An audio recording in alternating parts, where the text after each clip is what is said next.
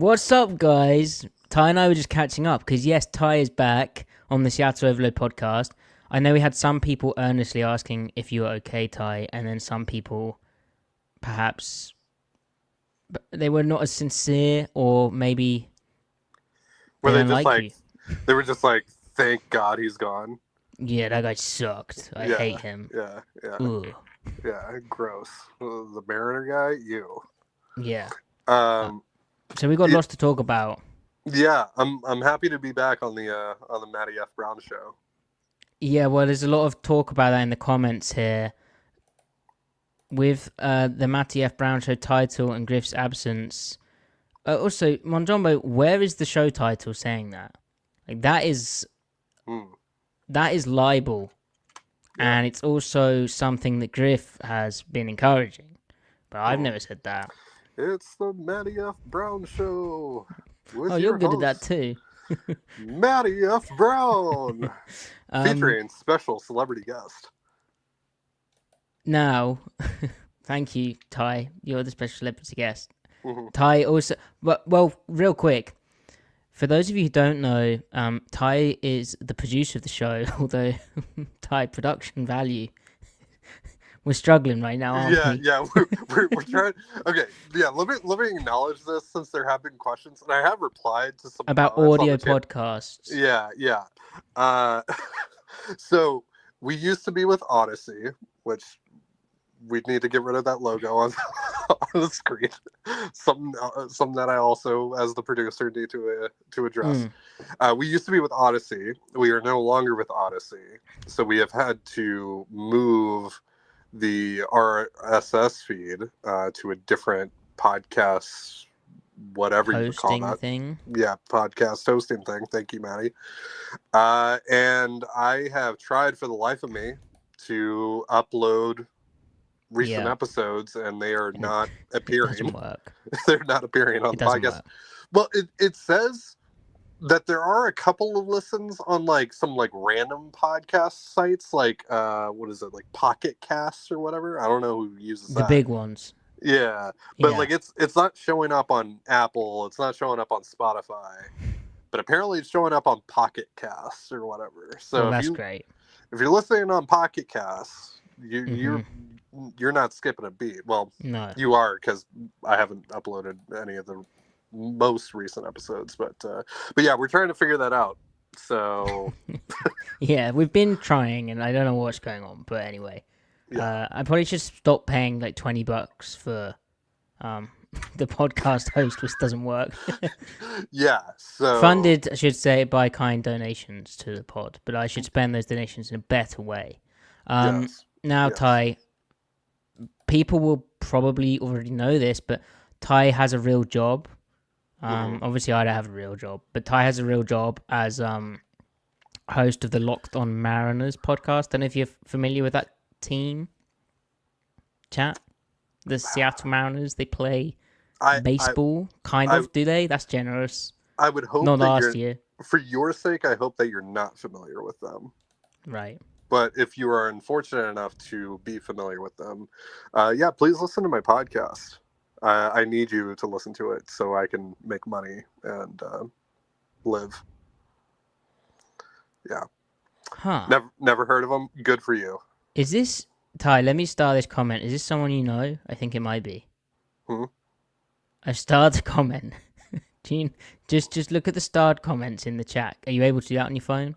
I don't know if I can. No. Oh, well, I'll ask you about it afterwards. Do you know that person? Which person? I don't see. Oh, forget about it. Oh wait, Right. wait. Start comments. I can see it. I can see it now. I can see Yeah, it. you know that account? No. Right. Okay, great. Well, in which case, hey, thank you very much, Chicken Chaser. Yeah. Preamble topic though. Yeah, Do we go have- on. Go on. all right. We have one, but it's very loose, and die-hard stalkers of me should know this. All right, like we can do that, but also there is a certain holiday coming up here in the U.S. that is related to prominently food Here in the US. Well, I'm not in the US. Right. South of me, in the continent, that I reside in, and you don't want to dox yourself here. Yeah.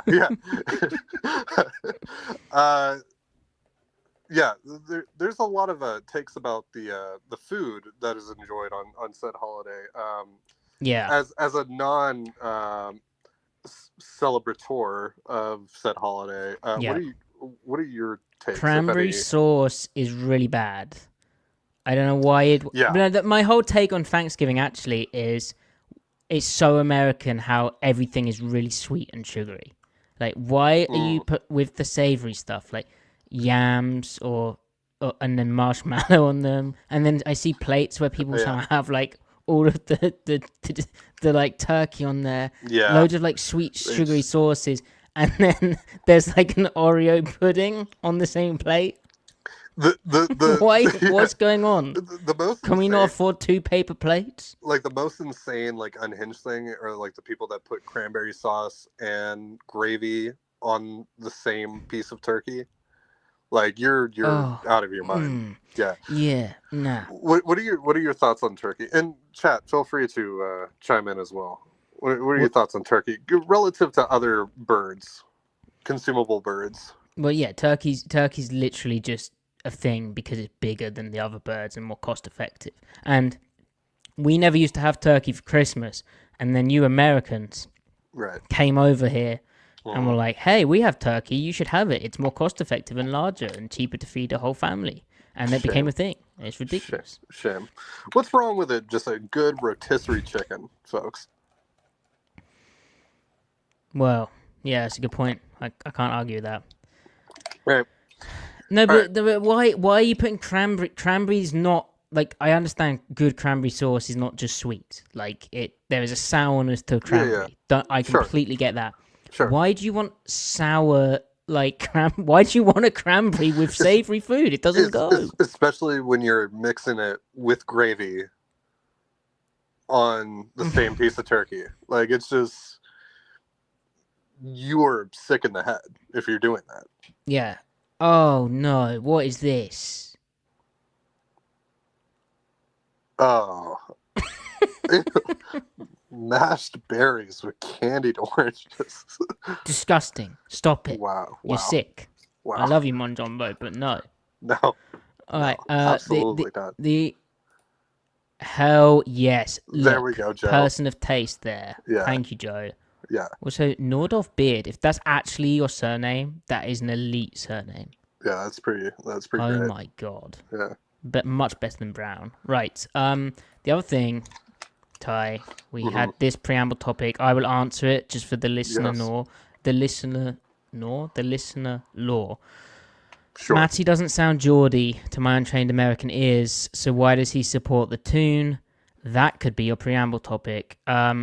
I support Newcastle because my great-granddad was from there and was a miner in Durham, in County Durham, and it's been inflicted upon each generation since. And I dream of the day that someone can be like, oh, you're getting on the bandwagon of that team because of their success. But so far that hasn't been accused of me. If anything, I've been asked, why would I put myself through that? But yeah, it's basically generational abuse. Is Newcastle like the Mariners of Premier League? Yes, that's fair. Yeah. Ownership-wise, it was too until... Ooh. All you need, Ty, is what you need to do, right? Get bought by the Public Investment Fund of Saudi Arabia, right? And then deal with all these ethical questions of you're a bad person if you still choose that team which you've chosen for generations and generations. But you're the richest team, right? You're the richest team in baseball. But then what happens is every other team in the league gets together and goes, hang on, we need to fudge these rules, these financial rules to stop you being able to spend basically any of your money, and you can't enjoy. So basically, you're scum because you have real ethical issues. But you can't actually get the fun part of the scum, which is the spending loads of money and buying all the best players and paying all the best players. That's what you need. That would be then the 2024 Newcastle being the 2024 Mariners. I mean, at this point, I might be willing to cut some ethical corners. Hell yeah. Yeah, I mean, it has been fun the last few years. Yeah. If you just sort of ignore that Saudi Arabia is questionable. I mean, let's not get into that. To be fair, John Stanton, probably also not the most, like, ethically sound person out there. So yeah, like, you know, is there a good billionaire? There's certainly levels to billionaires. Sure, yes. There certainly are. Yeah, see, as Turducken points out, sorry. Yeah, Turducken. Yeah, Mike Ashley was probably like a John Stanton. Gotcha. Okay. Yeah. All right. Right. Shall we, what do you think of this? Is Griff the Pete Carroll to Matty's John Schneider? Did Matty throw Griff under the bus for the late starts? And Ty, this one. So what does that make me? Am I the... You're Jody Allen. I'm... You're Burt Cold. Okay, I'm Burt. All right. And he's great at what he does. And now he's going to find out Big Phil. So Ben thinks that I'm John Schneider. Oh dear. No, brother. Well, actually, today you look pretty smart. What, John? Yeah. Today he's cleaned up his act. Yeah, I mean today, you know, big game for Leonard Williams. Big day, you know, for the defense as a whole. You know. Oh, I thought you meant literal like physical appearance, like he'd like brushed up. And... maybe he shaved the beard up a little bit. You know. A little trim, maybe a suit, throw on a suit. Yeah. Yeah. Yeah. Hit it, Matty.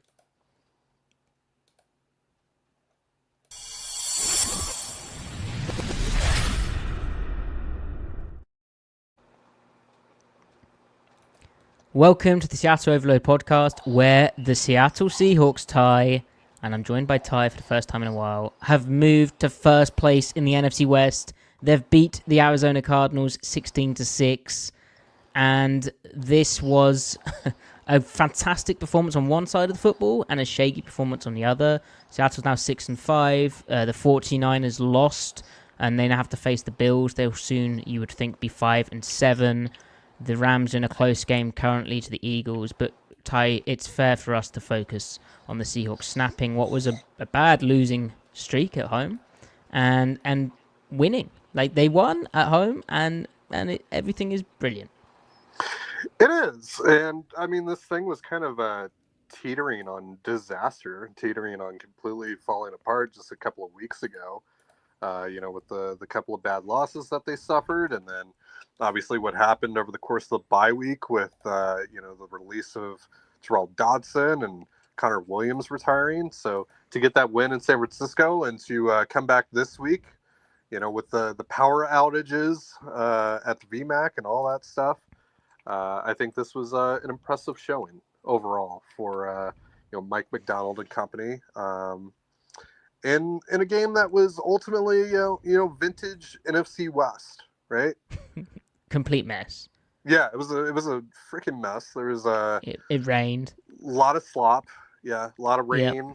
Yep. But you know, some good defense. Hard fought, you know, football game, right? And yeah, it was nice to see the Seahawks be able to also finish this game off towards the end, despite some of the some of the slop. Right, that has been a problem. And what was also very cool about this game is Tan, listener of the show, was able to attend the game courtesy of 2 tickets provided by another Seattle overloader, Henry, which we gave away on the stream last night, which so many people tuned in for. Much appreciated. And Tan said, I only spotted a few Cardinals jerseys. Great showing from us. Thanks again, Henry. Tan also reached out to the podcast, and we have a picture at the game from Tan. Now, here we go. So this is the email sent saying, thank you for creating such an amazing community. My girlfriend and I had a great time playing, and we're so immersed in the experience that we forgot to take any pictures. We'd love to have you join us for a game when we host a home playoff game. Wink. And here's the picture. There we go. There we go. Not really good seats, Henry. Like, I'm kind of regretting not getting a private jet out there, as you know, I have readily available private jets. There's a picture, and here's another picture from the seats with the stadium full. So they did stick around. So how about that? Fantastic! What a community we're building. So And this shows how little I was paying attention to the game today. I just realized that they had the blue end zones. yeah, blue end zones are back. Yeah, hell yeah. Do you remember, Ty, there's a period of time where it was supposed to be good juju when there was like the Tanzania flag? Yeah. You remember that? Yeah. Yeah, I remember that. And it's always been a big thing whenever they get the blue end zones. I'm surprised they did that with the Sounders game last night. I'm surprised they had time to make that happen last night. I guess soccer isn't a real isn't thing. that why they don't do the blue end zones Yeah. at a certain point in the season? Yeah, well, maybe they just did them overnight, Ty. Like, these people are paid, you know? Yeah. They have it's the NFL. It's the pros. That's right. They have paint. That's right, Misfit. Hashtag tan undefeated. And then Jen says hashtag blue end zone. That's right. So good hashtag usage. There we go. There we go.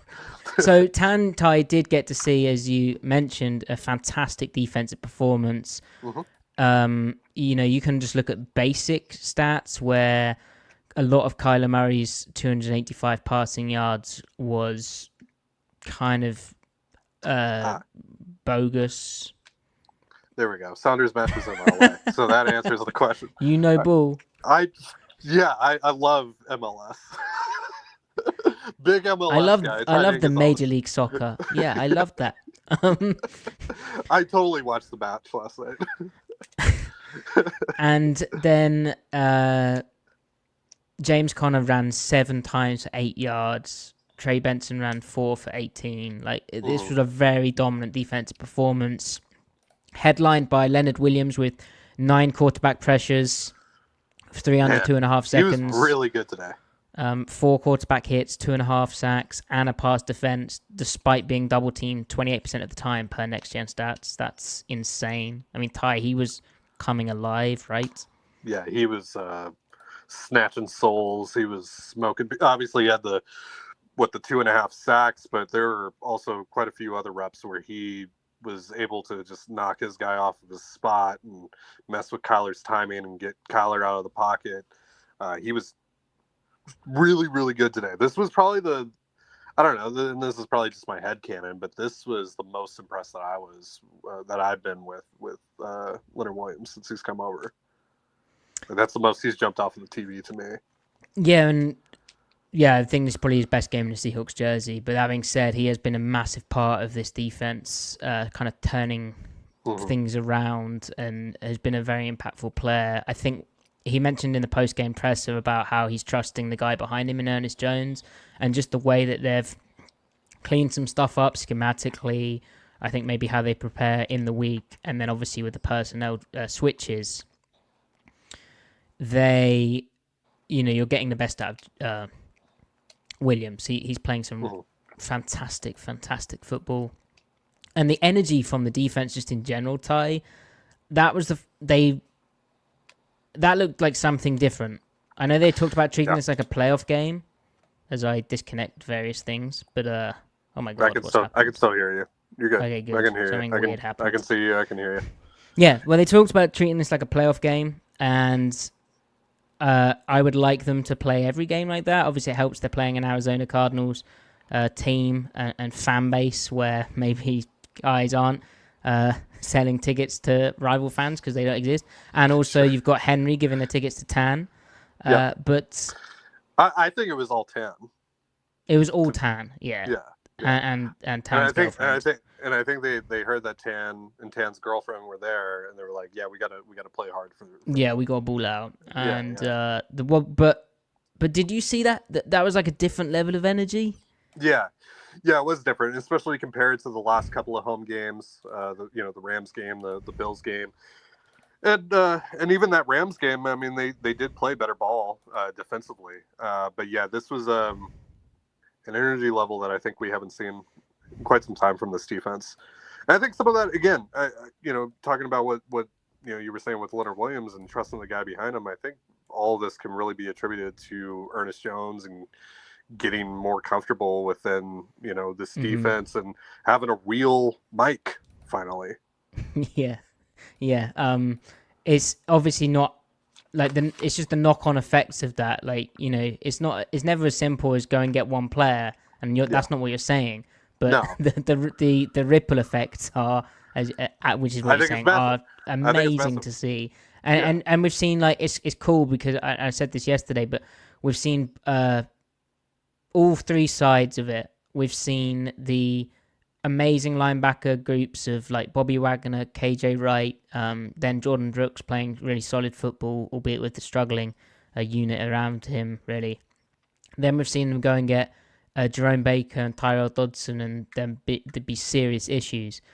And that was bad, and you realise how important having a good second level playing together with the first level is. And now we're back seeing a guy in Ernest Jones and a rookie in Tyrice Knight who seems to be rapidly developing.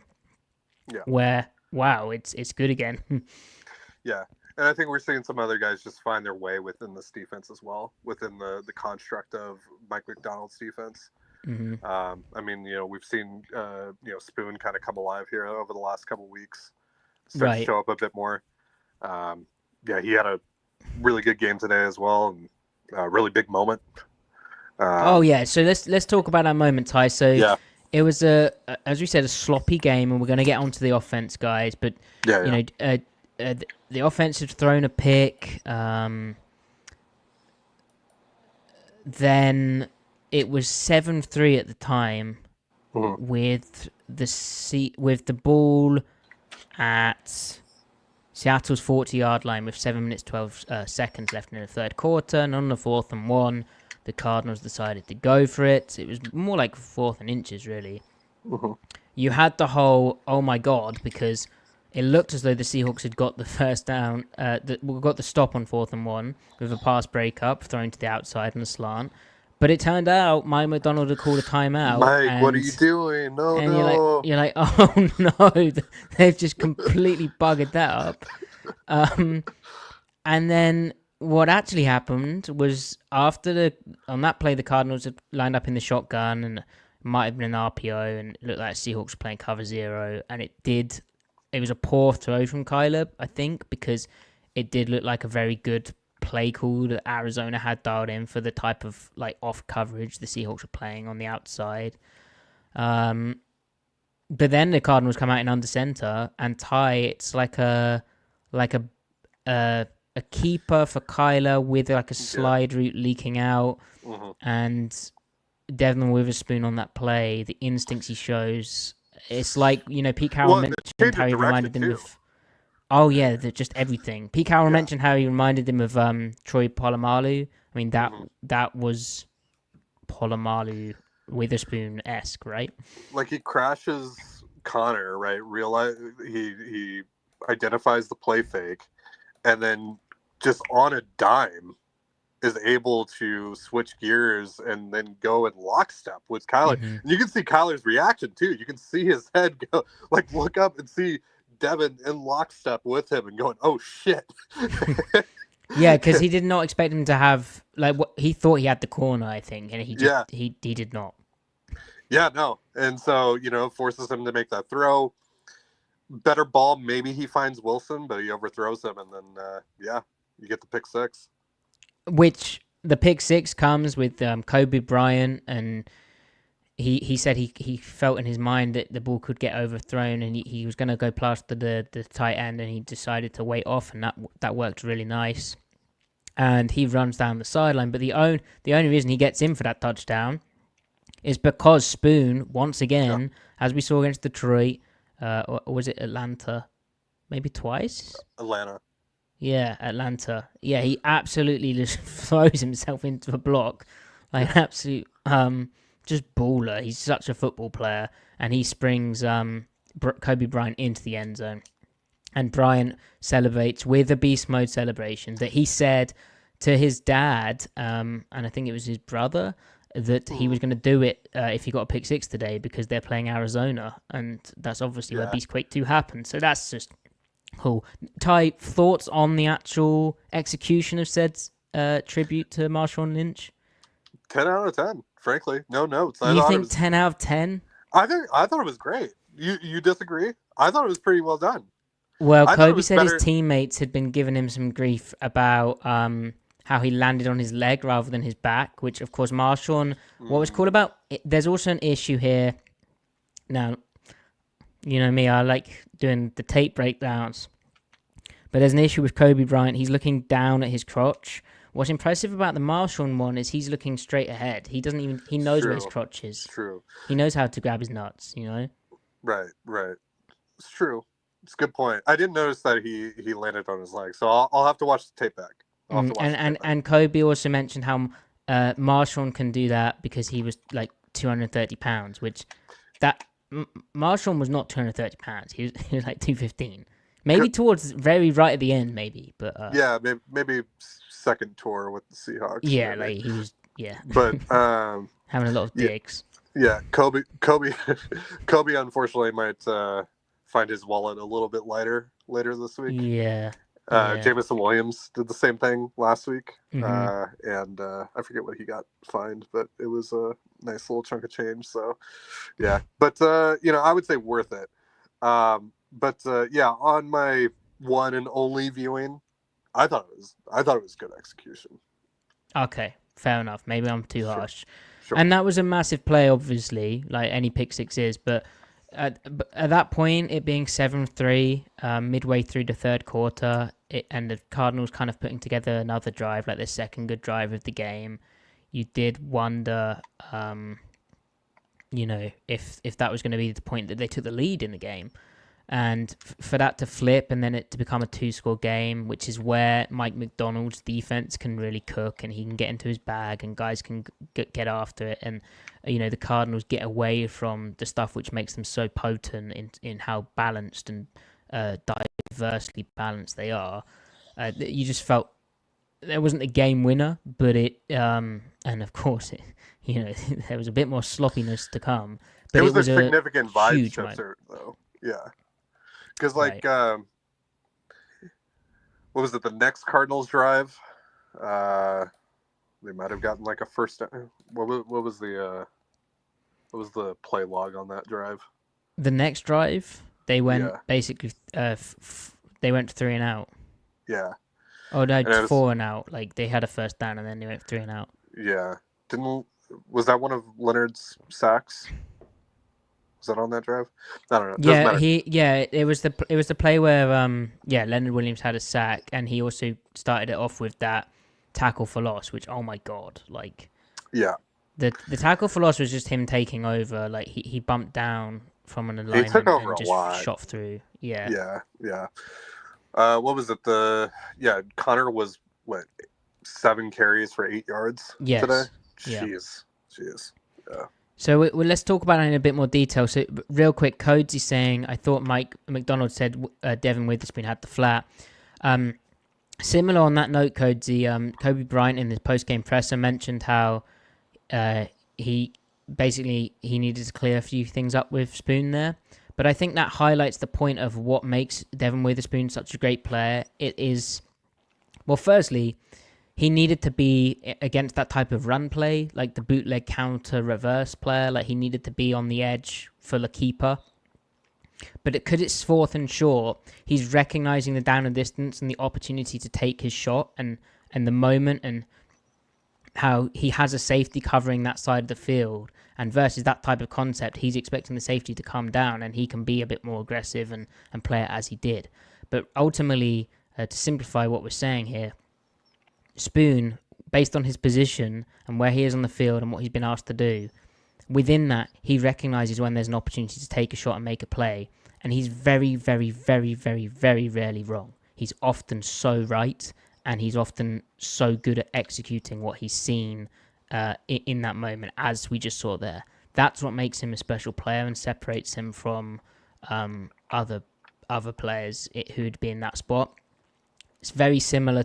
Most players in that spot, they probably get stuck on the tight end, and then Kyler runs for the first down, or they aren't able to redirect outside to Kyler, and Kyler beats into the corner.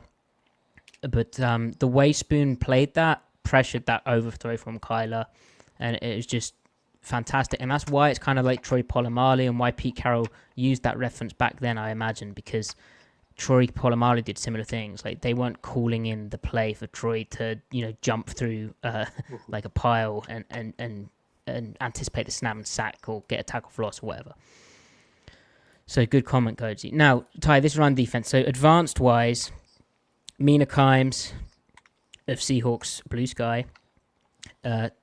What do we call a post on Blue Sky? I mean, it is a post, but I know people some are trying people to do skeets. Yeah, I don't know how I feel about that. I think, like, I have on multiple occasions just referred to them as tweets because I mean that's what they ultimately are. What? No, you can't do that. I can do what I want. Matthew. Yeah, that's right. Yeah, I don't know. I think we need to workshop that a little bit more. It's either posts or tweets for me. I'm not calling them skeets. I'm sorry. Okay. Yeah.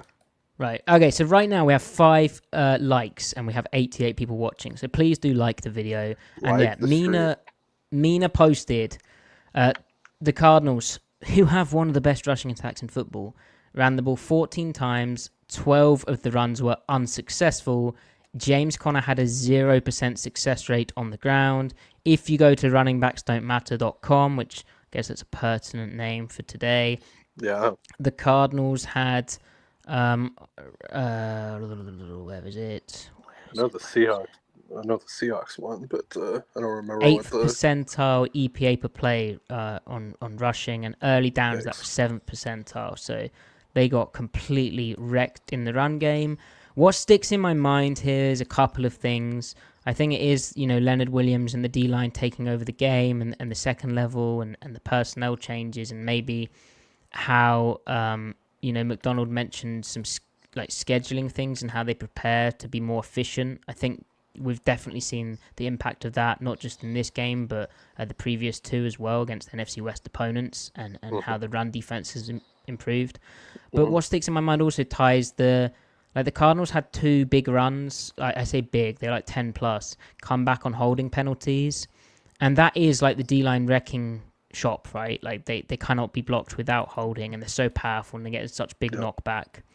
But also I do wonder what Drew Petzing was doing in terms of, and he's done a great job this year. The Cardinals are a red hot offense, but the multiple tight end stuff from under center and pistol formations, that when Seattle played too high against that, they were getting those 2 runs happened against it. It just so happened the holds happened. So I would suggest that Arizona will be disappointed watching that part of the game back and self-scouting their calls. And in 2 weeks' time, when these 2 sides face each other again, we might see a different type of game plan. On a similar vein, Macdonald didn't really have to do much to answer that because they came back on holds, and Petzing kind of went in a slightly different direction. Well, how do you think the Seahawks might counter that? How Macdonald might counter that? That's a very good question. So, I mean, we haven't really seen in those specific instances, so 2 tight end looks where it's 2 receivers, a receiver either side and a tight end either side of the formation, what I'd call ace, right? But we haven't really seen him have to have an answer for that. But you would think maybe more bare front, or maybe move the front and fire zone.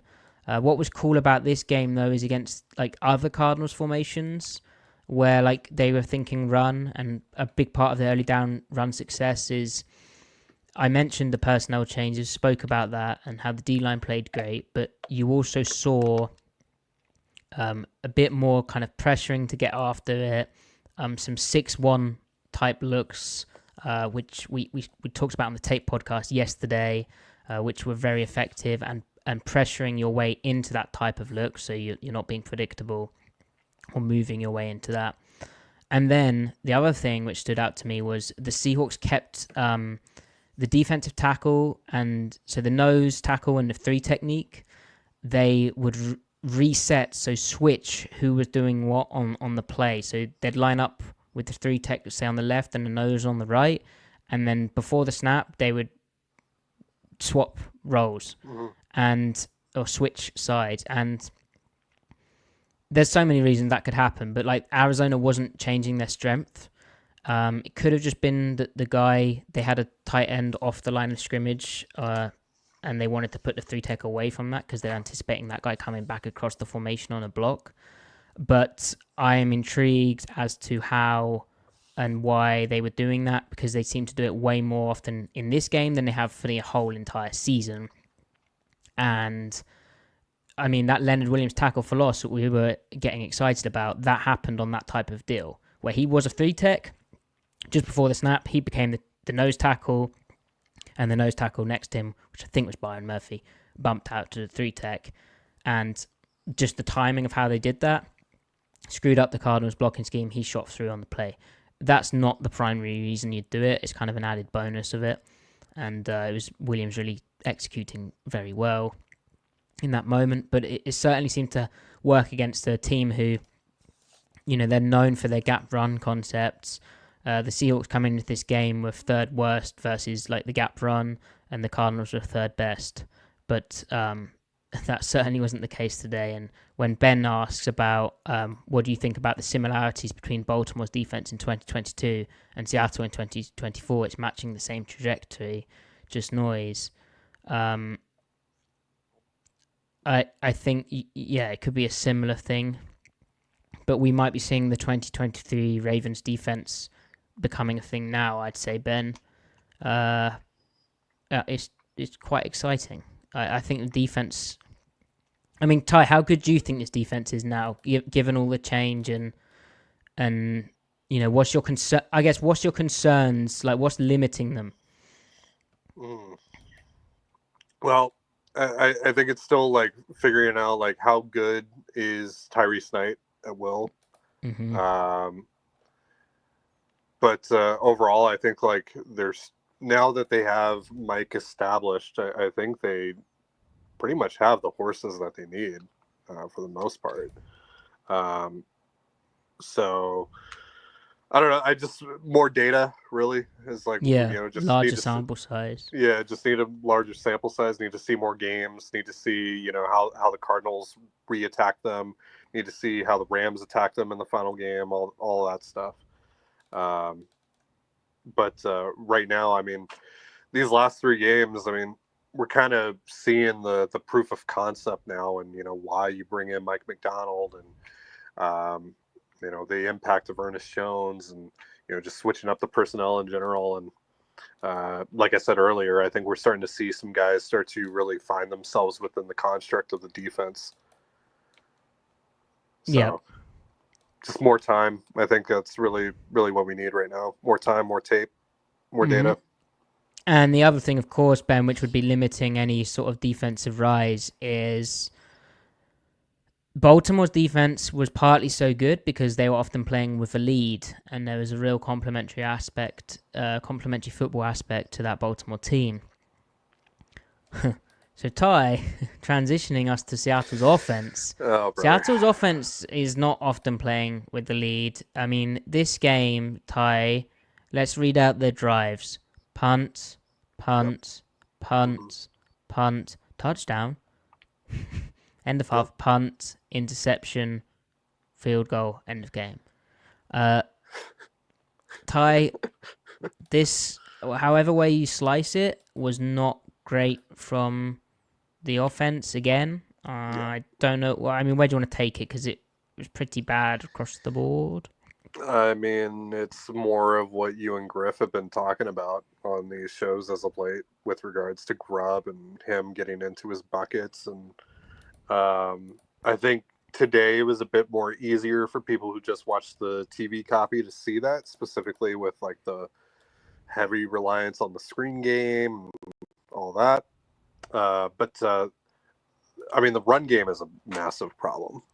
I mean, they were negative 0.28 EPA per play. The run game today.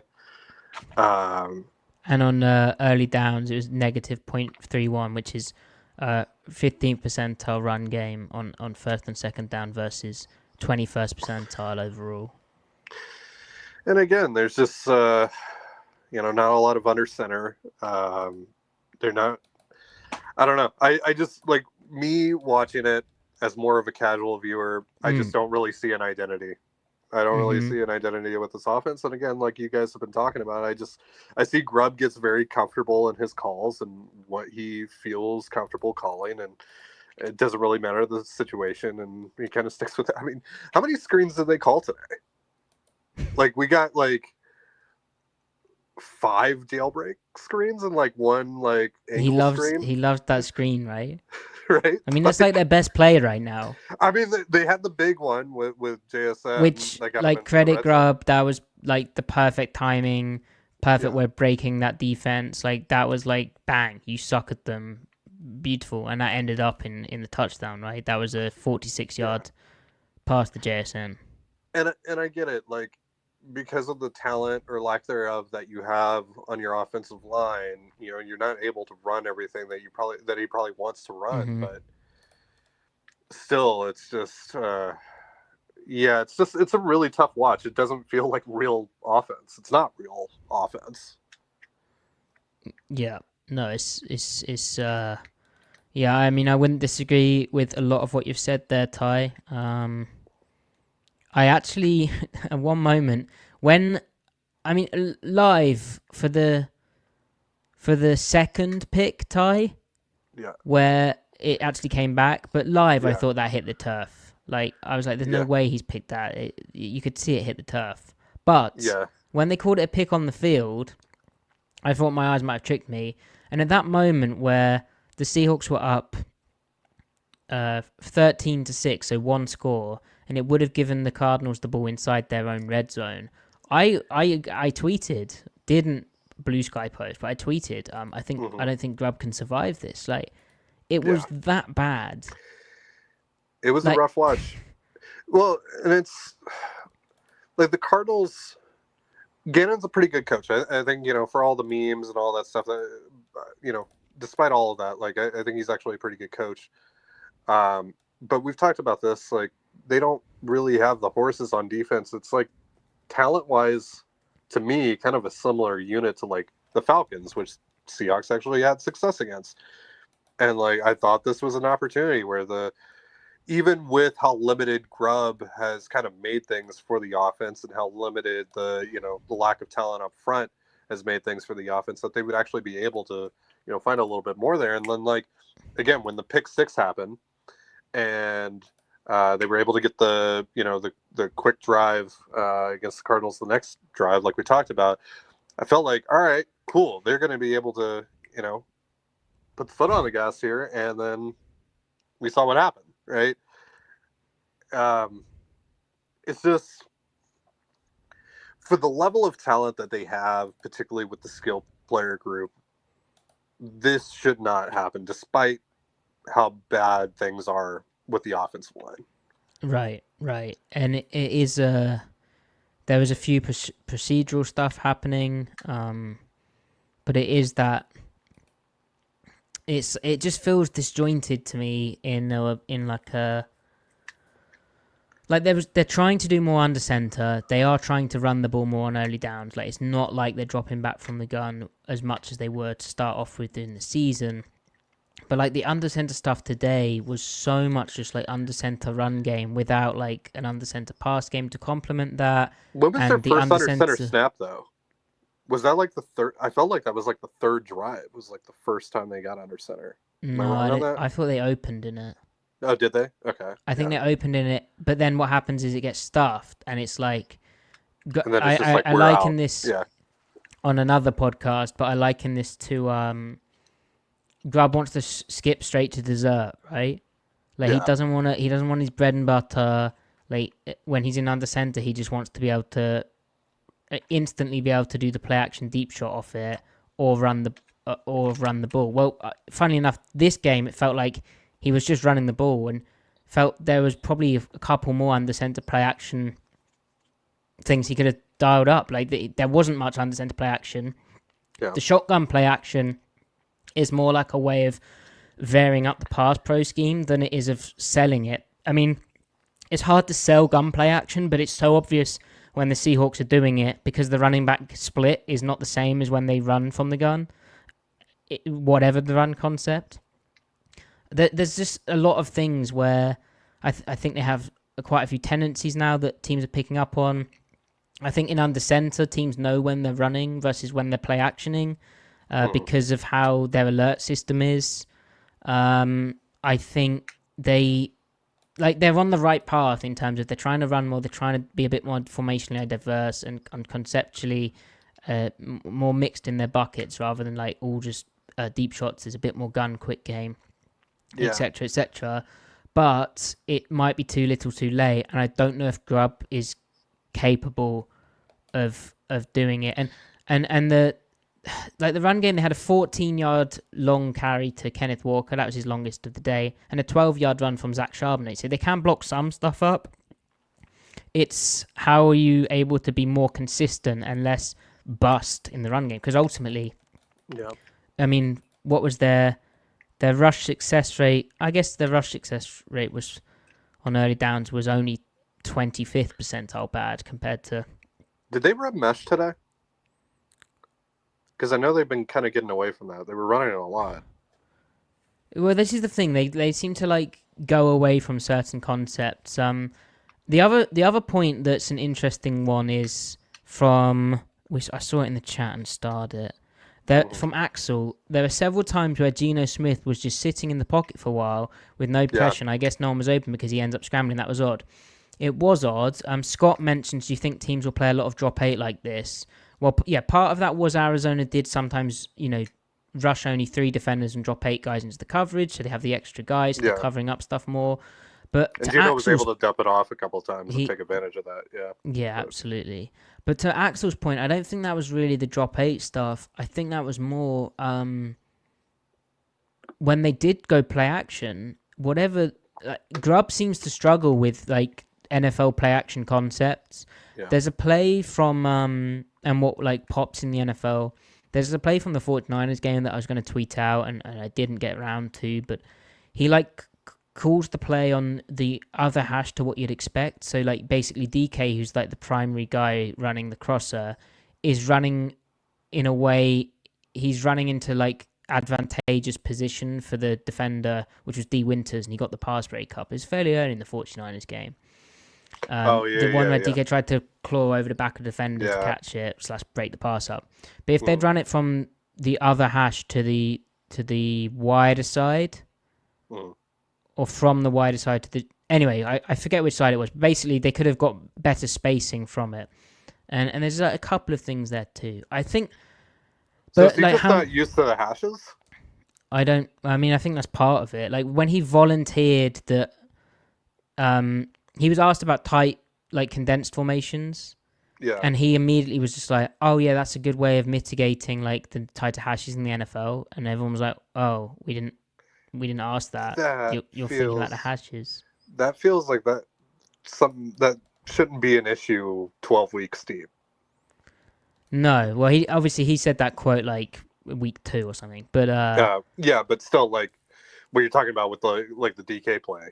I think this offense, there's a lot of things where it shouldn't be an issue this deep, but and it all feels very segmented. Like the lack of layering of plays together and wrinkles is certainly a thing. So these are all things that we like common criticisms of any offense that's struggling. But like the Cardinals coming into this game were not a good team.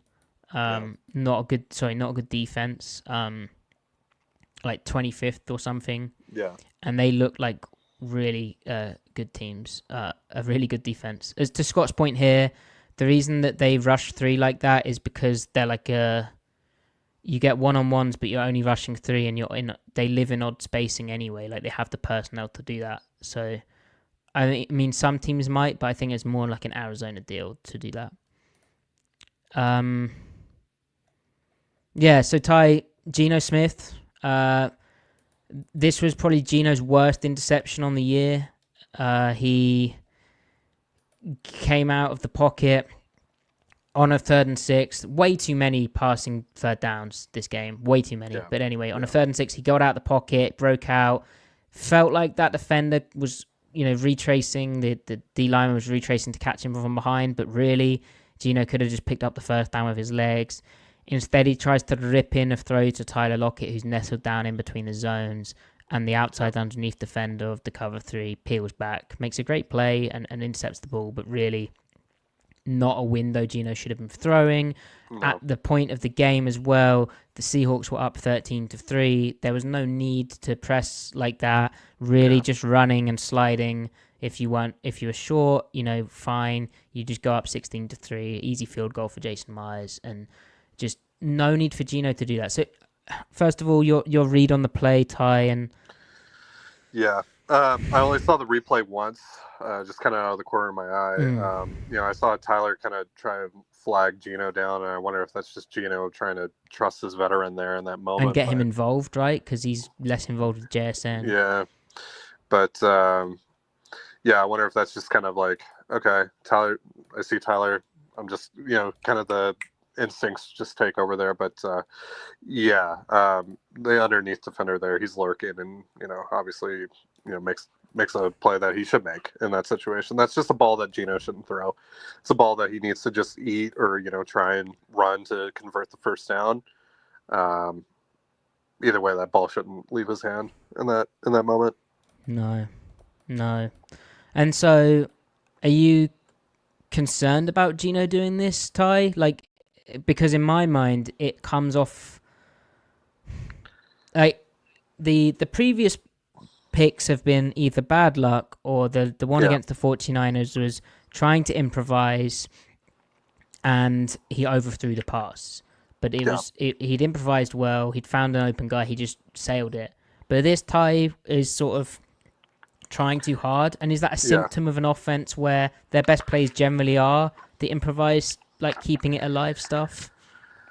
Yeah, well, I mean, what was it, the next drive where they got the field goal to basically seal the game? He made a tight window throw kind of off script where... Oh, to DK?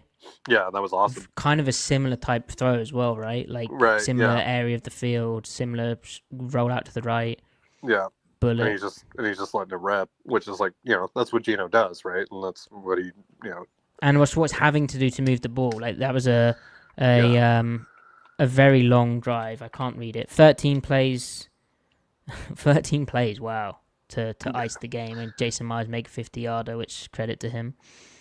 Yeah, I think some of it is just a symptom of how lethargic the offense is and how inconsistent they are at being able to move the ball, especially within the construct of the offense. Right. And Geno is feeling the need to have to, do a little bit more than he does in certain situations. Mm-hmm. But I mean, like, overall, like, I don't know what the actual number is right now, but I'm pretty sure Geno's still like relatively low in terms of turnover worthy plays. And he is. Griff's been fighting the good fight on that before. I think he was low on turnover worthy plays this year. It's just, to me, like, I go back to Pete Carroll saying we need to build around the quarterback and help the quarterback. And right now, a lot of the offense, too much of the offense is on Geno. The run game is so inefficient and unsustainable. I don't see it particularly layered on offense, and I think there's far too many passing third downs. Now, OG3 mentions how Geno, how do we think Geno did with the audibles at the line? He audible to that draw to Zach Charbonnet on 3rd and 5. That's what Macdonald credited him for after the game. That, of course, was on the field goal drive where on the 3rd and 5 call, the 3rd and 5 situation, Geno saw that the defense was in. I can't find it now. Maybe that was a different drive. Anyway, he saw they were in cover 0, and he called in a nice play for Charbonnet. I think the pick, he thought they were in cover 0, and he changed the play as well there, OG3. And they backed out into cover 3. And I guess the call was fine because Geno did have a first down with his legs if he'd just got run for it. I think he did fine, OG3. And that's the other part of this. He is playing like a very... Like, he's in charge of a lot up there, up front. Like, he's coordinating a lot of... I think a lot of the good things are Geno adjusting at the line. Yeah. Right. Yeah, so... Ty, that brings us nicely to we haven't spoke with each other on the Seahawks on a live stream in a while. Yeah. What do you think of this Mike Macdonald team? Like, are you enjoying the season? It's obviously been up and down for everyone, but like you personally, what's your take? Well, me personally, as I'm sure a lot of you know, like I was a huge Pete guy. Still am a huge Pete guy. Like, you know, you and Griff as well. And so, you know, there's naturally like some hurt, you know, with that, and Clint hurt. Yeah, some Clint hurt that comes with that, and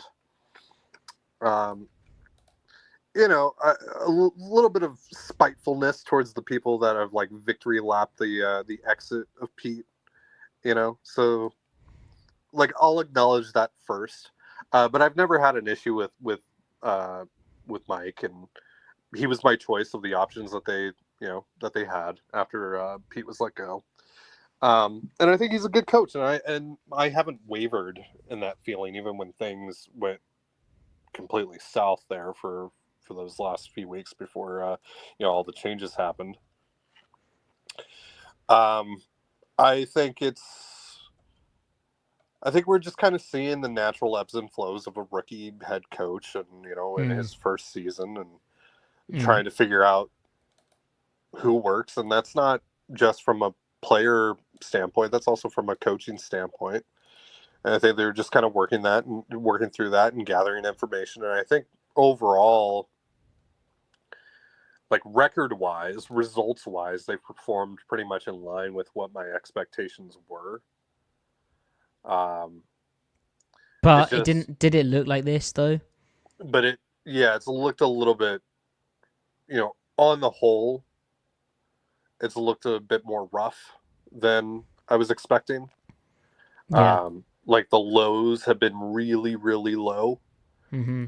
And even when they've been winning games, especially recently, there have been like some glaring issues, specifically the offense, like we talked about just now. So that to me is a little bit concerning. But again, I think that goes back to just trying to figure out like the pieces, right? Specifically, you know, with coaching and players as well. And I think for the most part, they've addressed quite a few of the things on the player front. Again, when it comes to like grub and all that, we'll see. You know, we'll see where things wind up at the end of the season. But yeah, overall, I wouldn't say I'm disappointed. I'm not like encouraged more than I thought I would be. Like, I'm pretty much just where I thought I would be, though, you know, again, some of the things that we've seen have been rough. Like the lows have been really low, but also there's been some really encouraging things as well, especially the last 3 weeks with the defense. And, you know, it seems like they actually have a guy now at Mike and Ernest Jones. And, you know, we're starting to see Devon Witherspoon take that step. And, you know, they have a legit... Ty, I haven't watched the tape back, but just going to say it because I think it's correct. Yeah. Guess how many snaps of double rotation the Seahawks defense has done since week 9 in their alignments? How many? 1. And it got gashed. Well, there you go. Yeah. There you go. So yeah, so they're, you know, they're figuring themselves out, right? Well, yes. So as Griff's tweeted out, and Griff, by the way, isn't with us because after making funny jokes about this being my show, haha, and also the Matty after F. us show. spending a whole segment on weather, he has lost the internet. As I drop something, he has lost the internet in his house because of the weather, and it's now my show. Jason, we explained double rotation, but essentially they cleaned up some alignment choices, which we will not be taking an L for. And they also made some personnel switches and also traded for and it's great. So since week 9, Griff tweeted out they're 10th in EPA per play on defense. 10th best. Maybe some of those are alignment changes might, you know, line up with some personnel changes. Who knows? Maybe. Whoa, I don't know what happened. But that's what's encouraging to me, Ty. Like, this isn't random. Like, there's a very clear improvement. Like there is a reason for this improvement. Like Yeah, you can see it's not that just it's having out of nowhere. results. Yeah, it's not And just out of so left field. I'm feeling very positive about the team right now. Yeah, Like, I, well, firstly, I care about I feel, as you pointed out, the offense has so much talent, and I mhm, feel we love Geno, right? We feel good yeah, about Geno and what he's being asked to do. That if they can work things out on offense, they are easily going to win the NFC West, yeah, and they will be a very dangerous playoff team. But if the offense remains as it is right now, they still have a defense which will carry them into the playoffs. Right now, like I believe, like obviously health, touch wood, all this type of stuff. But I believe the Seahawks are playing a defensive level the past 3 weeks. It's not quite a large enough sample size, but just from the changes that we've seen as well, I believe this is a team who is going to make the playoffs now, which I wasn't yeah, certain about before the season, and so that's why I'm so positive.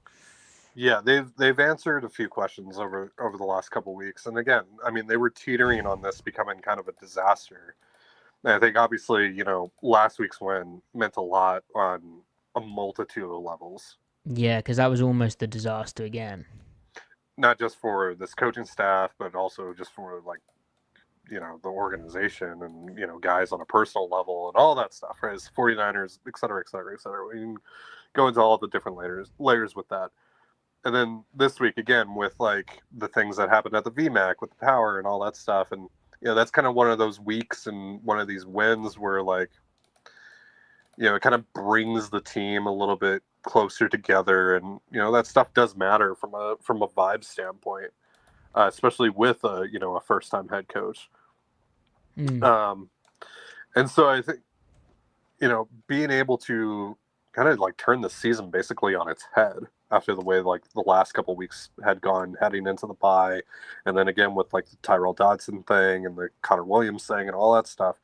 Like I think that's very impressive, and I think it's very very important for where this coaching staff is going and where they're ultimately taking this thing. And yeah, I think they've proven that they are a playoff caliber team.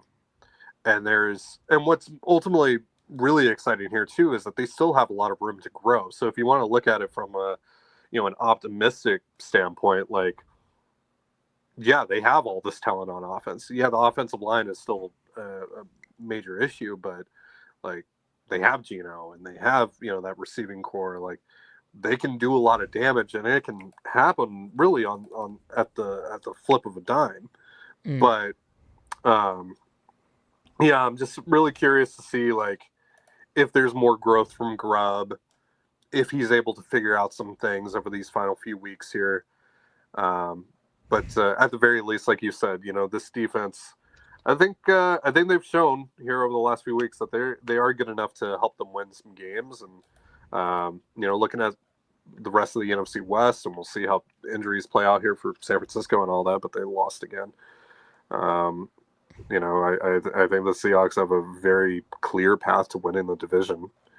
And, I tweeted or blue skied whatever today that, there's a lot of fraud teams in the NFL this year.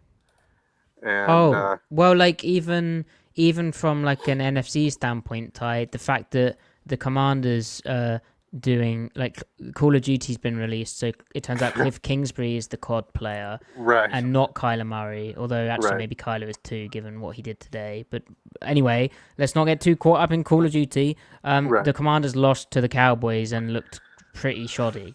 That And was they're now 7-5. Like Seattle's 6-5. yeah, They're coming. yeah. So yeah, we'll see. Again, like I think there is a reality here. How likely it is doesn't really matter for the sake of the conversation.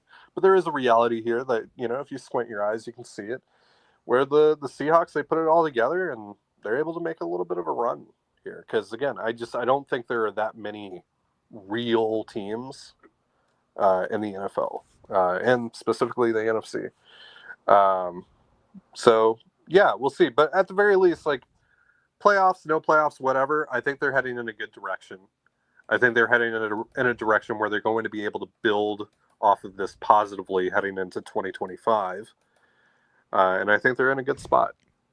That's where I'm at with it. And ultimately, either Grubb and Scott Huff will work it out, and how they'll work it out is continuing down the path they've kind of gone on like a week before the bye, and since that point, like there's been a marked change, which speaks to me of also some possible head coach suggestions and intervention, but also an honest self-scout between the two of the offensive minds. Either they work it out or they're not here next year. But either way, that you can see that they've tried to make it work, and then they're not the guys for the current personnel on this offense, particularly in the offensive line, and maybe they're not the guys for the NFL. So it's growth, and that's the fun part of this season. We're seeing growth from coaches, Macdonald himself, and in his defense, and we're seeing young dudes emerge. I mean, Anthony Bradford is a shame. He hurt his ankle today. Macdonald wasn't sure on the timeline, but he's pretty sure he'll miss the next game. But in comes Christian Haynes at right guard, and I think the rookie third-round pick did okay. I didn't really notice him, so maybe he was fine. I don't know. Excited to see that. AJ Barn is kind of becoming a player on the offense. And you've now got Kobe Bryant as a starting safety, and Rayshon Jenkins limited to like a sub package, big nickel role where he's like a role player rather than a starting safety. So yeah, there's just cool types of growth going on, and they're in a good landscape to take advantage. And Ty, if I told you that one of these teams had been without power for a lot of their preparation week and had to go old school, whereas the other team was coming off a bye, based off how a certain offense performed against a certain defense, well, I guess you'd say both of them. I guess say both of them. Yeah. The Arizona offense was in Seattle, and Seattle's defense was in Arizona. One of the teams only scored 6 points, so yeah. Yeah, true. But it's testament to the preparation that Mike Macdonald was able to do with his defense as well, I think. Yeah. They absolutely. It's reassuring to me because in the past, like the best 3 defensive performances had come Denver, which is game 1 of the season, right? So they've had time to prepare for that. Atlanta, which was like a mini bye, because it was after why was it a mini bye? It just was. I can't remember why. After Thursday night football, maybe? So it's like a mini bye? That would make sense. Yeah. Yeah, after Thursday night football. And then San Francisco, which was literally after a bye. The fact that this performance from the defense has come like within a game week that's been heavily disrupted as well, that once again confirms that what we're seeing is real and it's not like a flash in the pan. Like this hopefully should be sustainable for the rest of the year. So, yeah. Exciting times for the defense, and the offense is trying to do good things. I'm not sure. Yeah. We'll see. We'll see. Right. Any chat comments you want to look at? Hold on. Gavin, Griff isn't here, so honestly, it would be nice if you had a more unique thing than that, because that's quite a common thing. So you're in, Gavin, you're in timeout now, pal. Not for you. Big lad. Big guy. I was thinking about, like, completely leaning into, like, the Griff bit, and, like, I was going to, like, staple, that would hurt. Like, tape, like, some eyebrows, some thicker eyebrows. Right. On me. And then I was going to talk about Master and Commander a lot. Well, he's now on Children of Men, you know this. Yes. Silly me. Yeah, Children of Men. I was going to ask you a question about like Star Wars or something. I was going to say you look like Ewan McGregor. But at least, it's the Matty F Brown show. I give you that, at least. Sorry. Yeah. Your host. That was good. That was very good. Yep. No other comments. I don't think. Perfect. Yeah. All right. Cool. Chat, thank you so much. I'll be back. Chat. Maybe Ty. Probably not Ty, but Griff will be back, hopefully. Imagine if his internet's not fixed by Thursday. He'll go insane without a tape. We'll see. Now that, well, in a couple weeks, I was telling Matty this before we went on here. In a couple weeks, Locked On Mariners is going to 3 shows a week for a couple of months until like mid-February. So I won't be podcasting as much. So my social battery, my podcasting battery might not drain as easily over the course of the week. So maybe I will, make an appearance or two. Maybe That'd be nice. On the post-game shows. Yeah. That'd be good. We need the vibes. I've missed Ty's you guys, a bit of a front runner, isn't he, guys? Like, he only appears right. when the Seahawks are above 500. You know what? Just because you said that, next time they lose, I'm going to make a point of showing up. Okay. Or maybe they'll never lose. They'll never lose. They'll just they'll win forever, Ty? That's right. Win forever. What does this mean? What does it mean? I don't know how you would give Glup Shitto. Who's Glup? Glup Shitto is like, he's like. Is it a Star Wars character? Well, it's related. It's related. It's like how we, it's just like there will be like a random Star Wars character, and it's like, oh yeah, remember Glup Shitto or whatever. I guess that's what they're saying you are. Right? You're just like a rando, like unsung hero, maybe. That might be the positive spin to it. Yeah. Yeah. Well, so you're trying to save Jack Ack here? You think I could time them out for that? I'm trying to save them from the banhammer, from your tyrannical reign. Okay, I'm itching. Yeah, I know you are. You haven't gotten a ban in today. Did you get a ban in yesterday? Oh yeah, hell yeah! Oh, I banned the shit out of someone. Yeah, it was good. I mean, I was going for 4 hours solo. There was no one. Yeah. No one holding me back. No checks and balances there. I was just banning. Yeah. I was even banning people without telling them. Just ban. Yeah. Taylor explained it a lot more better than I did. That it's just a shorthand for the the random guys from Star Wars that you love, right? Like Kit Fisto or Plo Koon, for example. You see, I know those names. There you go. Is Glup Shitto newer canon? Is that like Disney? Yeah. Yeah, I don't watch that shit. Right. Yeah, I don't watch that. That's for children. Yeah, right.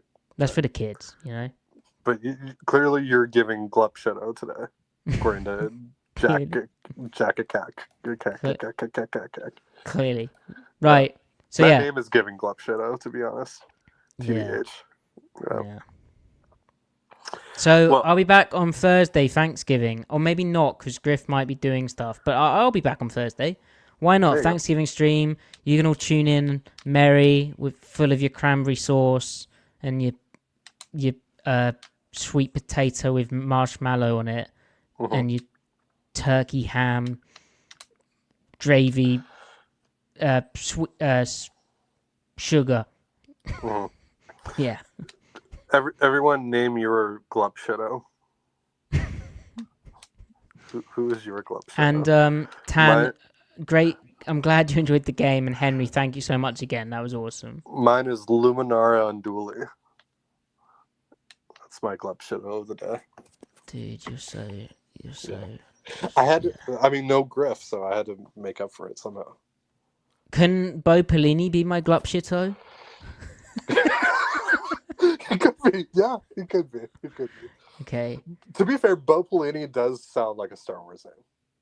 Oh, 100%. That's a Star Wars He also, love Bo Pelini. He looks like a Star Wars character.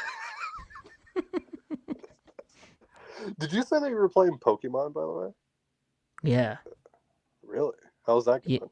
Well, see, as a kid, I never had it. Okay. So you're just like, I'm going to play Pokemon now. Fuck it. Yeah. Obviously, I've paid for it. It's not like an emulator. Right. Totally. Yeah. But I got never stuck. Expect you to do anything. I explained this to the chat though. We'll talk about this off air. But yeah, I'm enjoying it. It's fun. Okay. Cool. Yeah. Cool. All right, bye guys. Bye, like the video. We got 36 likes and we got people in it. Like the fucking video. Like the video. It's not hard. Just click like. Yeah. All right. Bye. I love you. Bye, chat. Missed you.